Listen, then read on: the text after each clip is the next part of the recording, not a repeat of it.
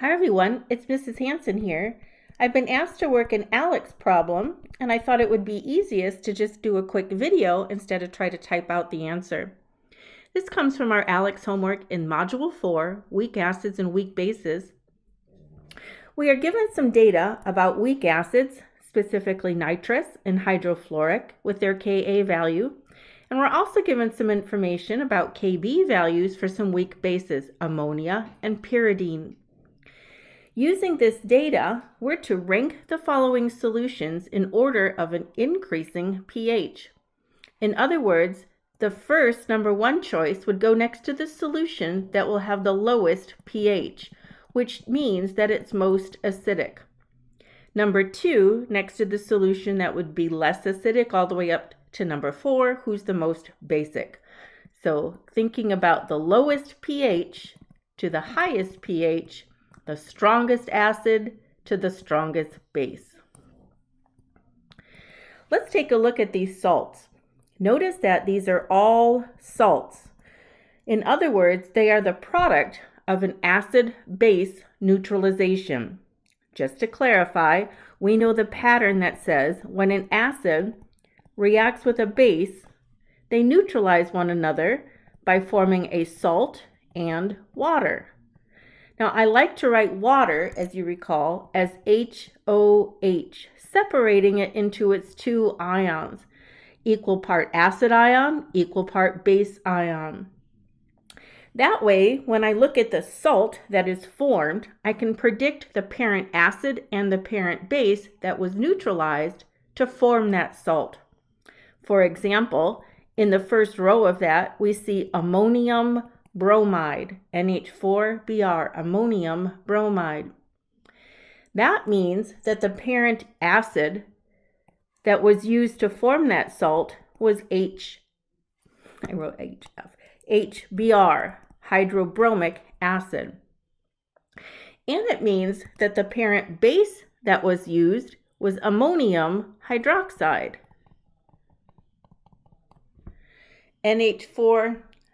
NH4Br is the salt that forms from the acid-base neutralization. And of course, it forms a salt and water. Now, the reason we need to know the parent acid and the parent base is to predict how the salt will affect the pH once it forms. We know that the strong acids and the strong bases do not hydrolyze when they form their conjugate pair. HBr is a strong acid. It is one of the 7 that we had to memorize. That tells me that Br negative, which is its conjugate base, will not affect pH. However, this base, ammonium hydroxide, is a weak base. That tells us that its conjugate acid, ammonium, is going to hydrolyze, which just simply means reacts with water to form its conjugate pairs. NH4 plus will affect the pH because its parent base is weak. Now, how does it affect the pH? When ammonium hydrolyzes, which just says plus water, and form its conjugate pairs. This extra proton that ammonium is carrying is being donated back to the water molecule. We form conjugate pairs through the process of hydrolysis. And notice that when we formed hydronium, H3O+, this solution now is going to be acidic. It formed the acid ion. This tells me that this salt, once it's formed from this acid-base reaction of HBr, NH4OH, it's going to produce a solution where the salt undergoes hydrolysis to create an acidic solution.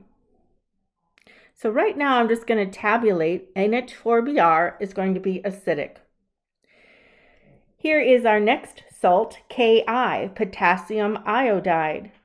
It formed from the neutralization of an acid-base reaction. Think of water as HOH. The parent base was potassium hydroxide. The parent acid was hydrogen iodide. KOH is one of the strong bases we have to memorize. It's a first family metal. All first family metal hydroxides 100% dissociate. A strong base as a parent tells me that it will not undergo hydrolysis. So the K plus has no effect on pH. Since this HI is also a strong acid, just as HBr was above, that tells me that I negative will have no effect on pH. This salt, because it has a strong parent base and a strong parent acid, will not affect the pH of a solution, and therefore I know it's going to be neutral. The next salt is sodium fluoride. Sodium fluoride, NaF, has a parent base that is strong, so sodium does not affect the pH. Hydrogen fluoride, HF, is a weak acid. That weak acid will undergo hydrolysis and will affect the pH.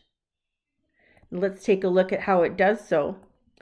When the fluoride ion undergoes hydrolysis, which just means reacts with water, the conjugate pairs form, and the conjugate base of that weak acid is going to turn the solution basic. Notice how the hydroxide ion formed. This solution I know is going to be basic.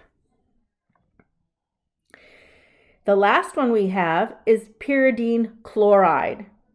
So pyridine chloride, C5H5NHCl. This is the positive ion. This is the negative ion of the salt that's formed. We know that the salt had a parent acid that was strong, so no effect on pH. This, however, has a conjugate base that is weak.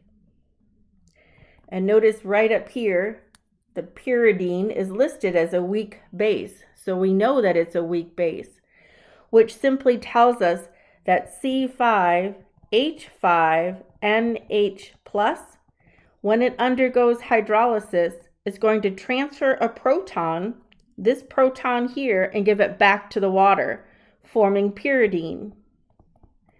And that tells us that the solution is going to be acidic.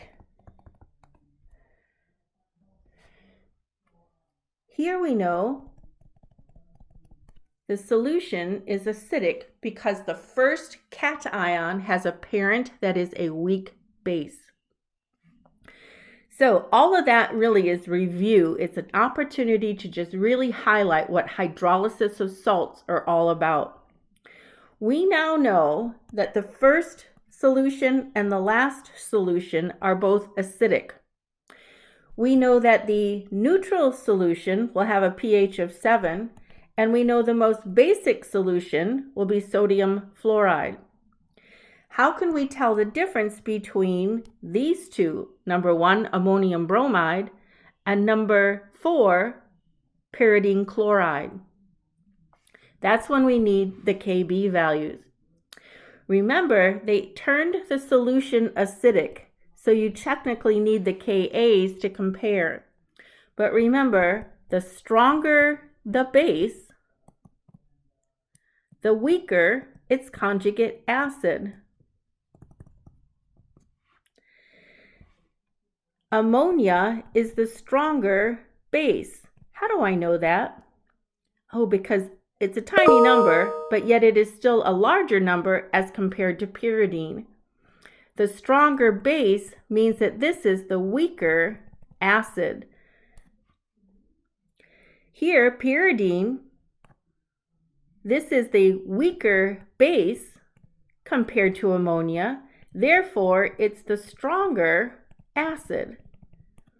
The stronger acid will have the lowest pH.